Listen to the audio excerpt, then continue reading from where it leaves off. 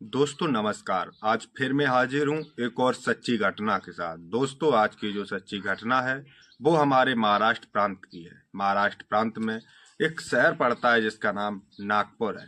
नागपुर के अंदर दिन दहाड़े दो गोली चलने की आवाज आती है। जब आसपास के लोग इन दो गोलियों की आवाज सुनते हैं तो उस जगह पर इकट्ठा हो जाते हैं और गलियों में झांकना शुरू कर देते हैं कि आखिर ये दो गोली चलने की आवाज आई तो आई कहां से। तभी एक घर का दरवाजा खुलता है और वहां से एक शख्स निकलकर भीड़ में गुम हो जाता है। जब लोग ये सब देखते हैं तो सभी लोग इकट्ठा होकर उस घर के अंदर पहुंचते हैं और जब वो उस घर के अंदर झांक कर देखते हैं तो सभी के रोंगटे खड़े हो जाते हैं। दरअसल उस घर के अंदर एक शख्स की डेड बॉडी पड़ी हुई थी और उस पर दो गोली चलाई गई होती हैं, जिससे घटना स्थल पर ही उसकी मौत हो जाती है। दरअसल उस शख्स का नाम विनय होता है। विनय पैसे से फैशन डिजाइनर और वीडियोग्राफी का काम किया करता था। विनय की जब डेड बॉडी वहां पड़ी होती है और सभी लोग जब इस डेड बॉडी को देखते हैं तो उसी का एक पड़ोसी इस बात की खबर नजदीकी थाने को देता है।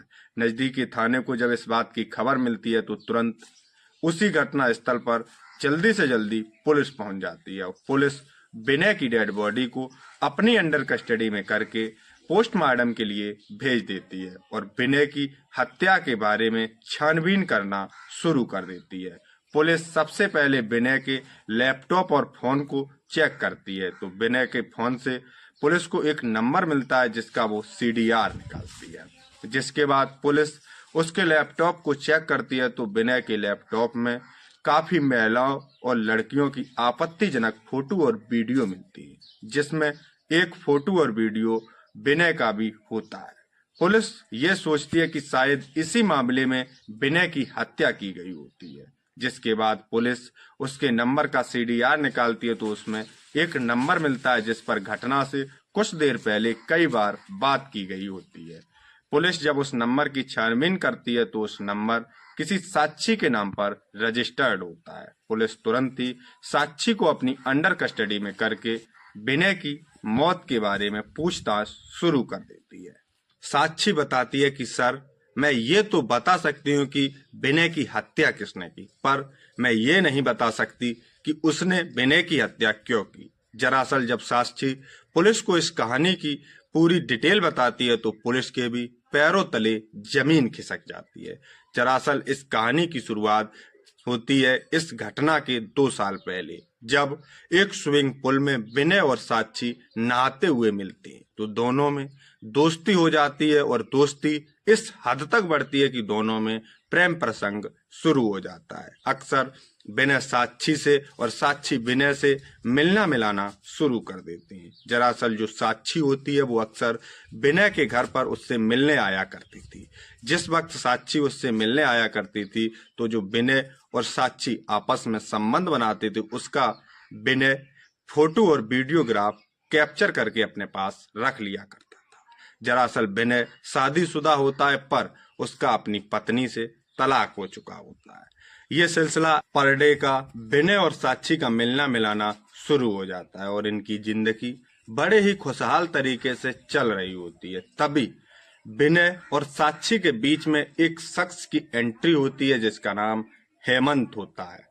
हेमंत पैसे से एक जिम ट्रेडर होता है और वो काफी दिखने में खूबसूरत और हट्टा कट्टा होता है। जब साक्षी उसे देखती है तो साक्षी और हेमंत के बीच भी प्रेम प्रसंग शुरू हो जाता है और ये दोनों मिलना मिलाना शुरू कर देते हैं। लेकिन साक्षी विनय से मिलना नहीं छोड़ती। इस बात की जानकारी जब एक दिन हेमंत को चल जाती है तो हेमंत गुस्से में आकर साक्षी को गाली गलौज करता है, लेकिन साक्षी फिर भी उसकी बात नहीं मानती। तो हेमंत विनय को ही इस दुनिया से हटाने का तय कर लेता है और हेमंत एक दिन साक्षी से कहता है कि तुम वो वीडियो और फोटो मेरे फोन में कर दो।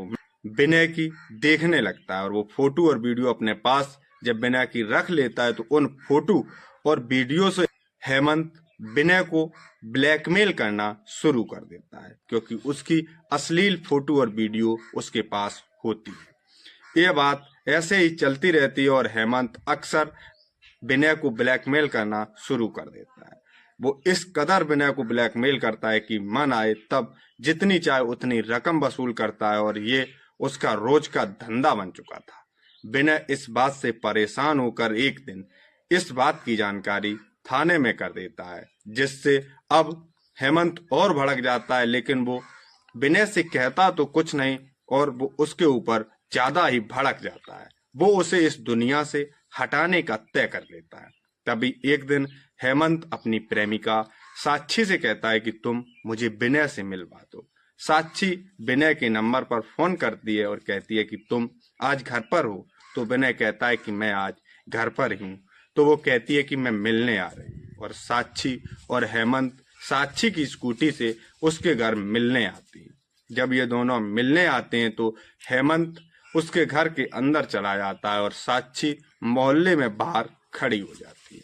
जब हेमंत उसके घर में मिलने जाता है तो दोनों में कहा सुनी होती है, जिससे हेमंत इतने गुस्से में आ जाता है और उसके अंदर 2 गोलियां चला देता है, जिससे घटना स्थल पर ही विनय की मौत हो जाती है। जब विनय की मौत होती है तो हेमंत तुरंत ही उसके घर का दरवाजा खोलकर भाग आता है और उस साक्षी की स्कूटी पर बैठकर साक्षी के साथ निकल जाता है। आगे साक्षी बताती है कि सर, हेमंत जहां बताता है मैं उसे वहां छोड़ देती हूँ, लेकिन पुलिस को साक्षी की इस कहानी पर शक था, इसलिए पुलिस साक्षी के फोन को ही अब चेक करती है। तो वो उसके फोन को जब चेक करती है पुलिस, तो पुलिस के भी रोंगटे खड़े हो जाते हैं, क्योंकि साक्षी एक सेक्स रिटेलर थी और ये साक्षी और विनय मिलकर लोगों को सेक्स रिलेटेड के बारे में ठगी किया करती थी।